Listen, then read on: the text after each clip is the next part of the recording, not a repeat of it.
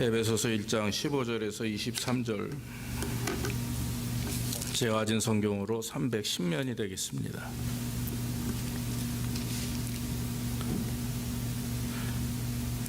이를 인하여 주 예수 안에서 너희 믿음과 모든 성도를 향한 사랑을 나도 듣고 너희를 인하여 감사하기를 마지 아니하고 내가 기도할 때 너희를 말하노라.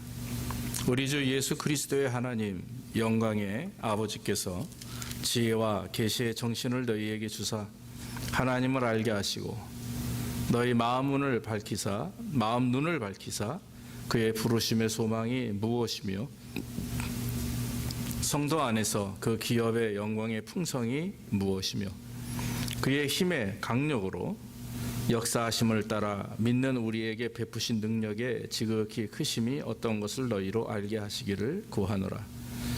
그 능력이 그리스도 안에서 역사하사 죽은 자들 가운데서 다시 살리시고 하늘에서 자기의 오른편에 앉히사 모든 정사와 권세와 능력과 주관하는 자와 이 세상뿐 아니라 오는 세상에 일컫는 모든 이름 위에 뛰어나게 하시고 또 만물을 그 발 아래 복종하게 하시고 그를 만물 위에 교회의 머리로 주셨느니라. 교회는 그의 몸이니 만물 안에서 만물을 충만케 하시는 자의 충만이니라. 아멘. 아멘. 네. 오늘은 교회를 위한 기도라고 하는 제목을 가지고 말씀을 증거하기를 원합니다. 요즘 들어서 개인적으로 많은 생각들을 하게 되는 것이 있는데 그게 뭐냐면 참된 교회와 참된 성도가 과연 어떤 것인가 하는 것입니다. 며칠 전에 친구 목사님과 대화하는 중에 이런 얘기를 했습니다. 온라인 예배로 전향하면서 특별히 그 전도에 대한 문제를 생각해 보았다는 거죠. 요즘처럼 이 전염병 때문에 사람을 대면하기가 어렵죠. 그러다 보니까 전도가 전혀 되지 않는 상황이죠. 그래서 사람을 대면해야 친구를 만나야 또 교회 다니지 않는 또 시험 가운데 있는 상처 속에 있는 사람들에게 복음을 증거하고 전도하는데 그게 안 되니까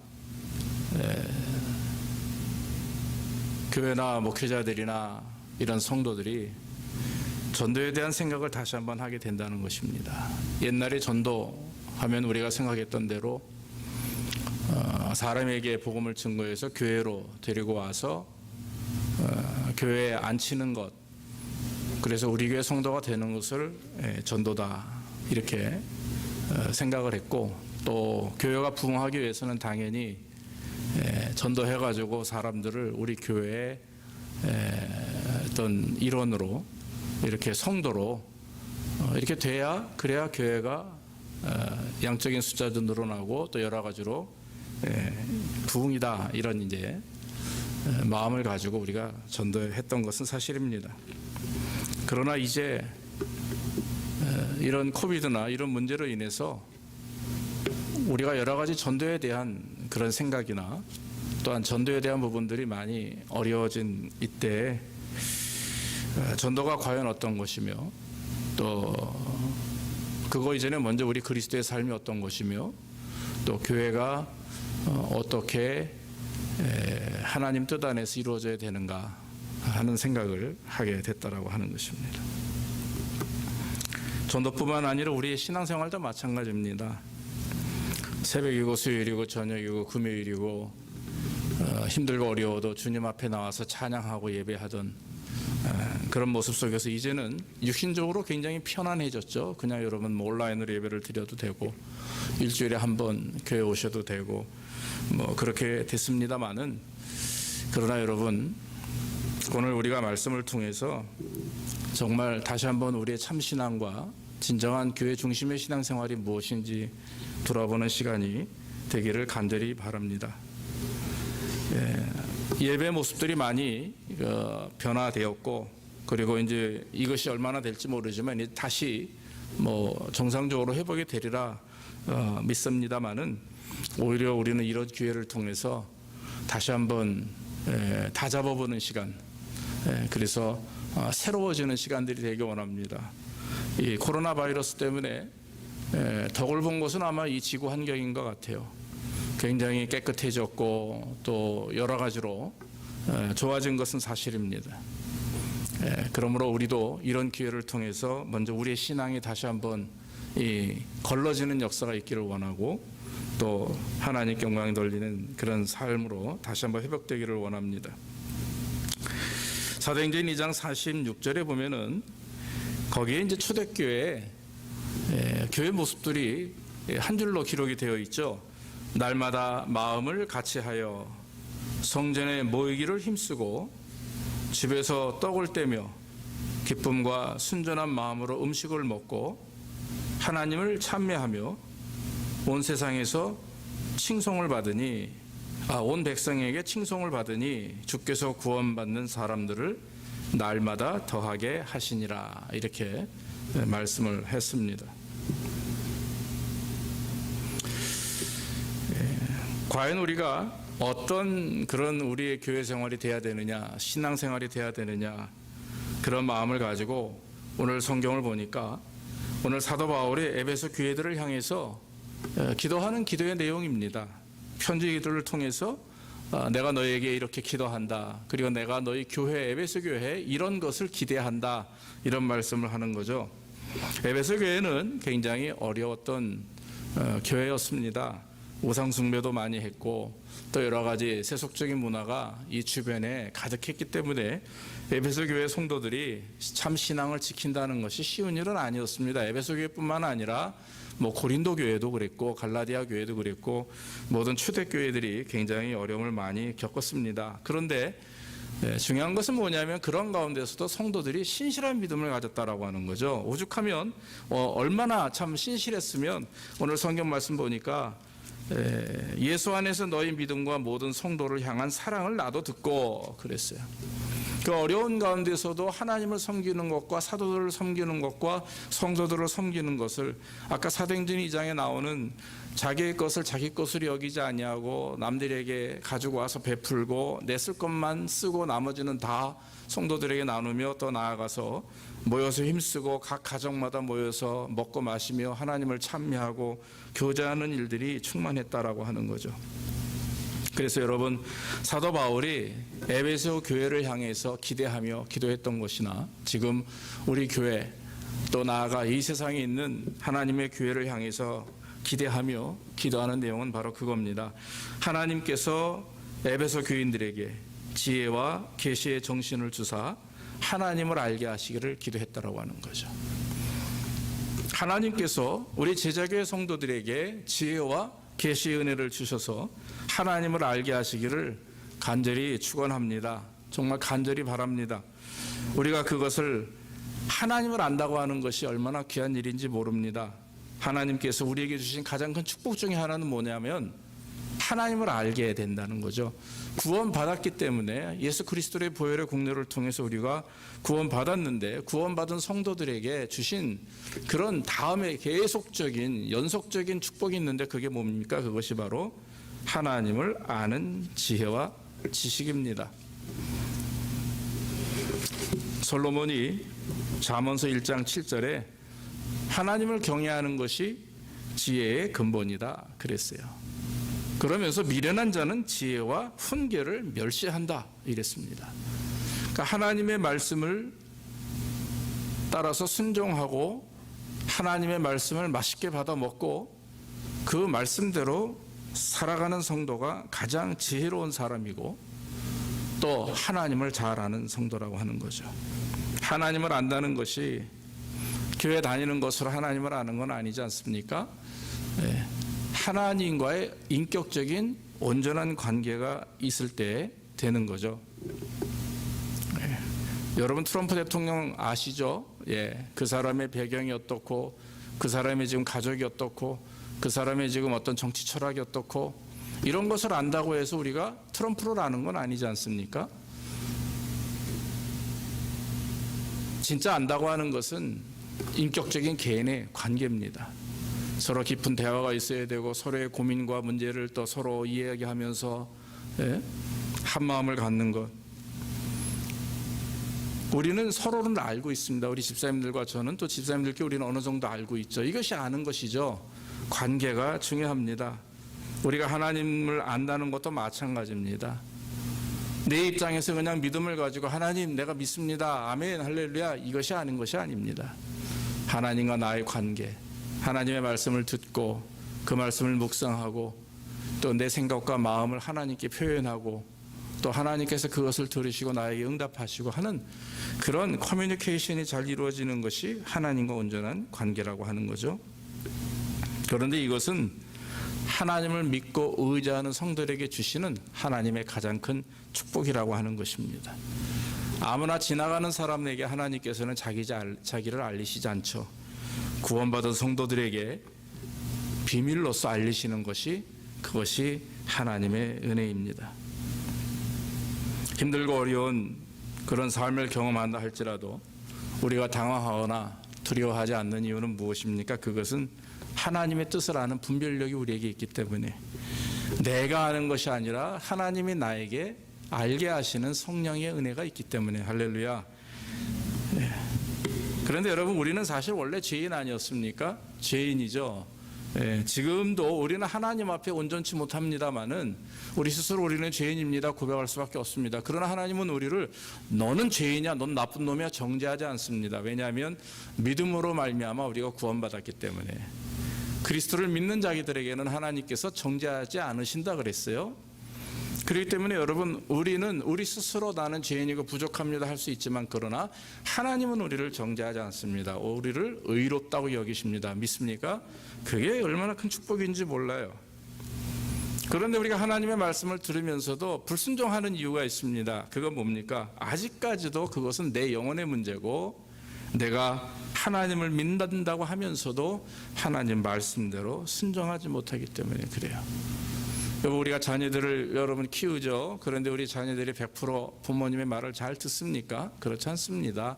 자기들의 생각도 있고 방법도 있고 그랬기 때문에 부모님과 이렇게 맞지 않을 때도 있어요.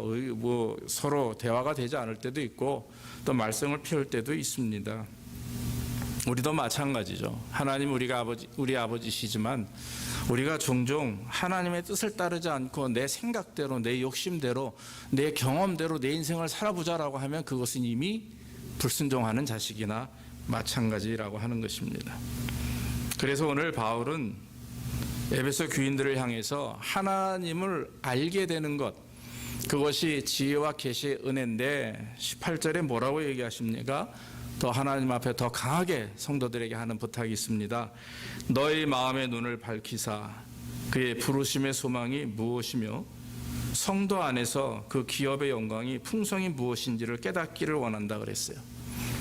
기업의 영광의 풍성함 그건 여러분 아시다시피 이 세상에서의 축복뿐만 아니라 하늘나라에 대한 그런 소망 하늘나라에서 받게 될 그런 영원하신 복에 대한 그런 축복입니다.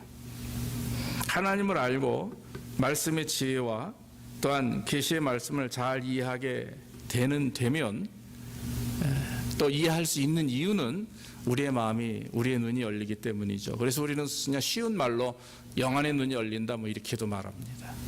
그런데 여러분 이 마음의 눈을 밝힌다 영안의 눈이 열린다라고 하는 말을 혹시 잘못 알고 계시는 분들이 있더라고요. 그게 무슨 뭐 4차원의 영적 세계 아니면 무슨 입신 뭐 천국을 본다 뭐 천국에 갔다 왔다 이런 어떤 그런 부분들이 아닙니다. 그런 체험적인 부분보다는 마음의 문을 하나님이 밝히시고 영안의 눈이 열린다라고 하는 것은 하나님의 뜻을 바로 알고 깨달으며 하나님의 말씀대로 살아가는 가운데 하늘에 대한 소망을 두고 살아가는 것을 말하는 줄로 믿습니다.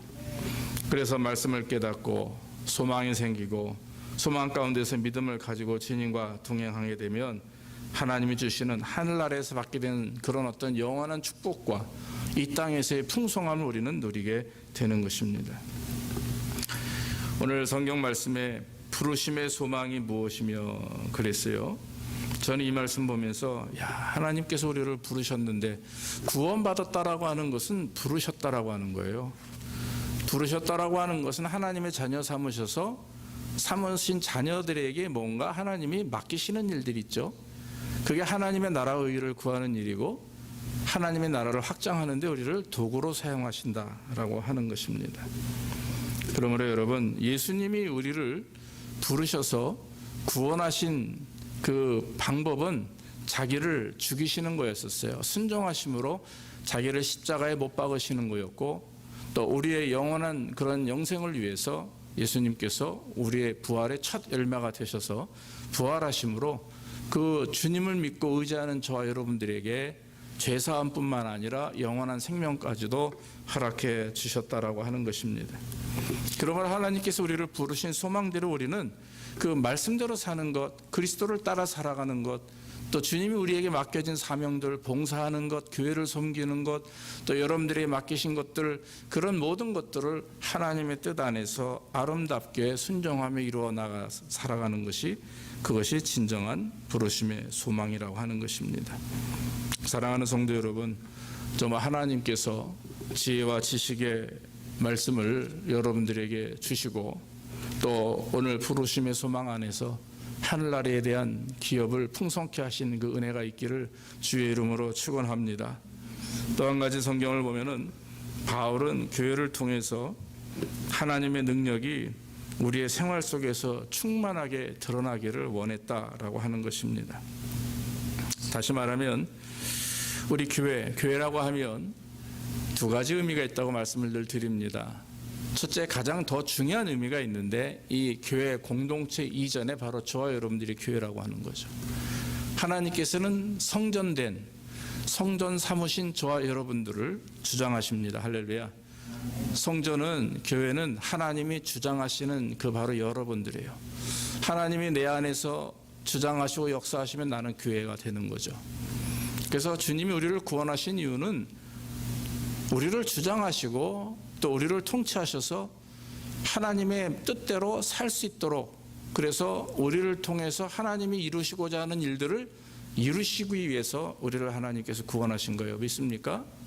그것이 얼마나 큰 축복인지 모릅니다. 의무가 아닙니다. 짐이 아닙니다. 짐은 세상에서만 받을 수 있는 거지 하나님은 우리에게 짐을 주시진 않아요. 그래서 하나님의 자녀로서의 삶을 사는 것, 감사와 기쁨 안에 사는 거죠.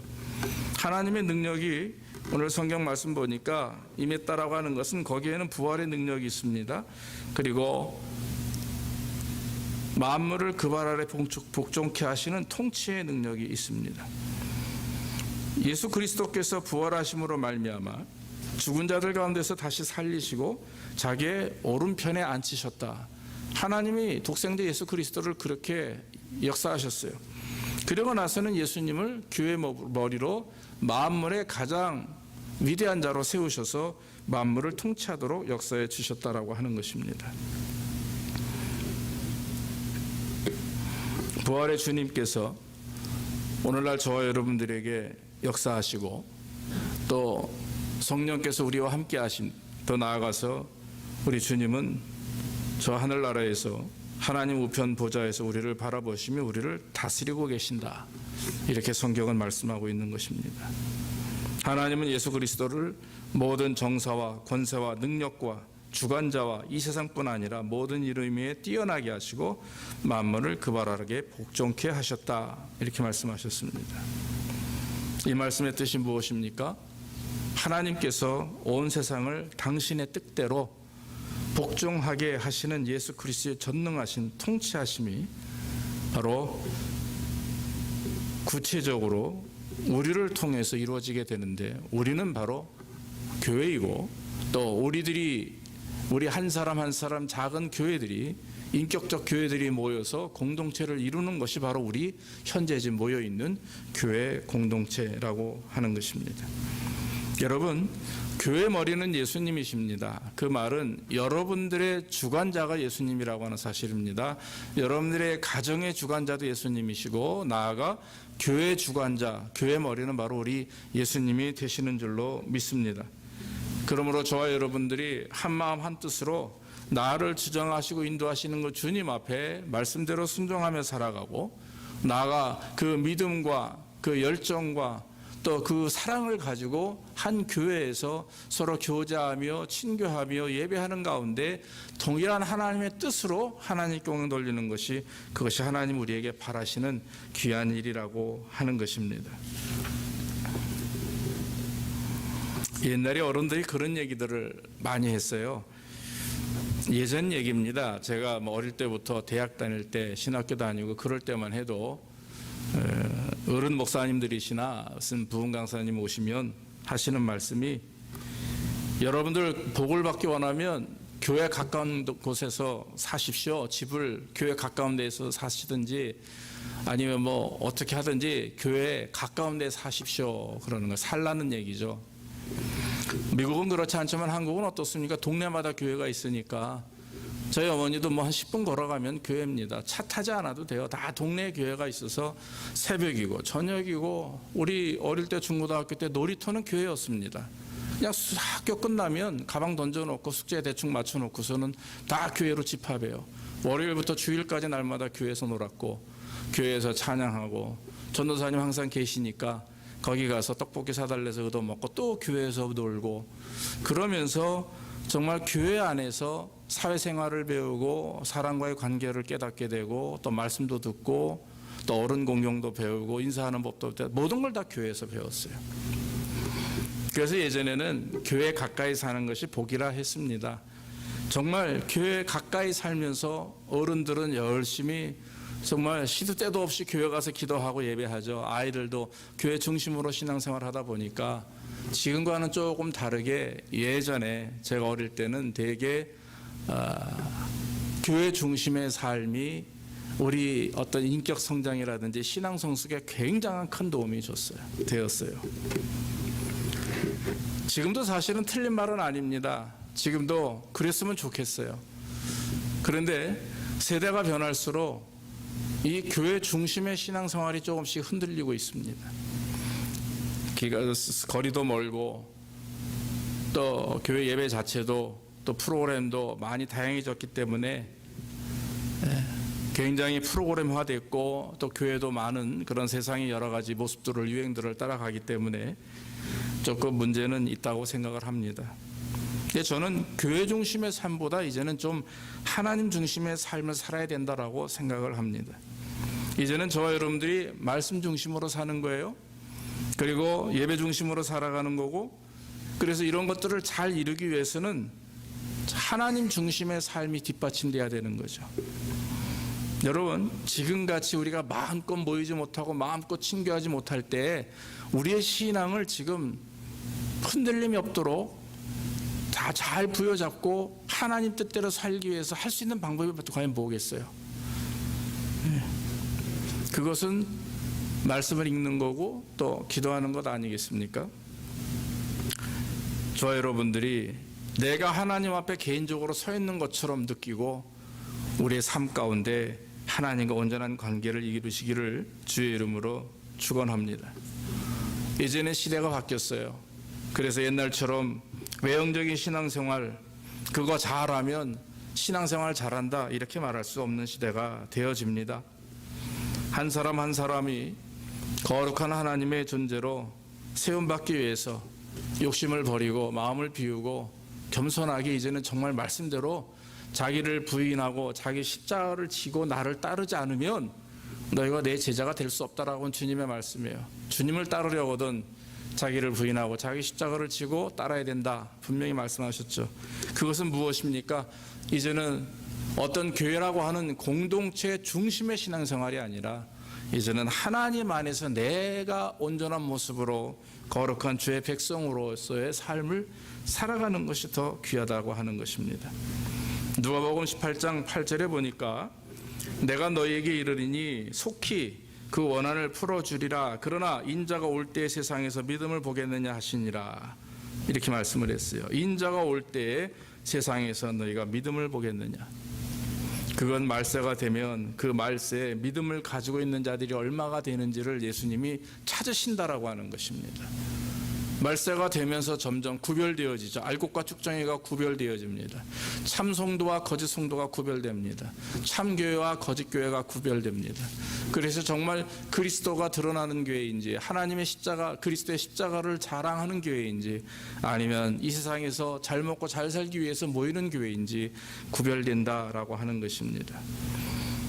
여러분, 신랑이 더디 올 때 10명의 처녀가 그 예수님을, 신랑을 맞이하려고 했죠. 그러나 등불을, 즉 기름을 준비한 그 슬기로운 5 처녀만 신랑을 맞이했고, 나머지는 쫓겨나서 들어오지 못하고 문 밖에서 슬피 울었다 성경은 말합니다. 여러분, 그것이 무엇입니까? 오실 주님에 대한 준비 아니겠습니까? 성령 충만해서 주님을 기다리며 삶 가운데서 자기를 포기하고 자기 십자가를 지고 주님을 따르기 위해서 인내하며 끝까지 주님 바라보는 자들, 그런 사람들이 기름을 준비한 자들인 줄로 믿습니다. 그러므로 여러분, 우리는 기름을 준비한 자들이 되어야 될 줄로 압니다. 말씀을 맺습니다. 우리가 한번 돌아보기를 원합니다. 과연 내가 하나님 앞에 드리는 예배가, 나의 그동안의 신앙생활이 정말 하나님이 기뻐하시는, 하나님 앞에 칭찬받을 만한 신앙생활인가 하는 것입니다.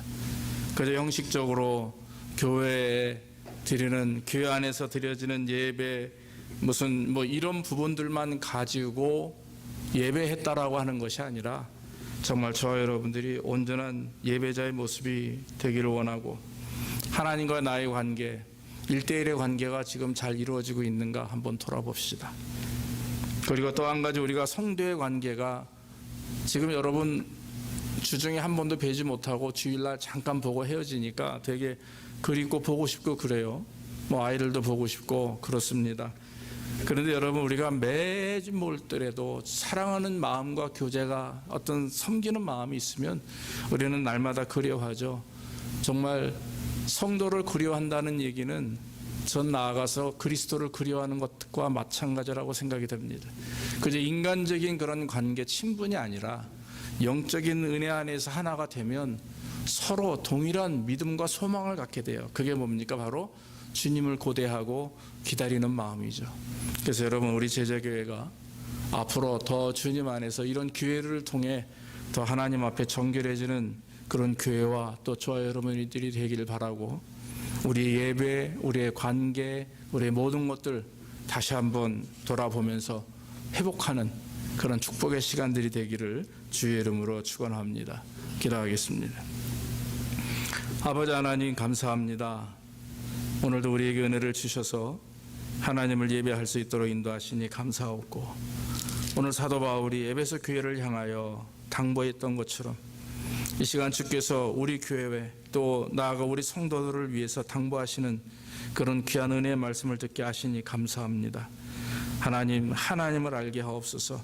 지혜와 계시를 통해 하나님의 뜻을 알게 하시고, 주님과 인격적인 만남과 교제가 날마다 더하게 하시고, 우리의 영혼이 눈이 열려서 하나님의 뜻을 분별하며 이 땅에서 뿐만 아니라 하늘 아래의 소망을 가지고 살게 하여 주옵소서. 또한 아버지 하나님, 하나님의 교회, 하나님이 세우시고 주장하시고 치리하시는 이 교회를 통해 하나님 영광이 드러나기를 원합니다. 우리가 습관적이고 형식적인 모습에서 벗어나서 이제는 더 진실된 모습으로, 하나님 앞에 온전한 모습으로 거룩한 성도의 모습을 회복해 하시고, 날마다 주께 영광 돌리는 교회와 우리의 삶이 될 수 있도록 복을 내려 주시옵소서. 오늘도 모든 걸 주님께 의지하옵고 예수님의 이름으로 기도하옵나이다. 아멘.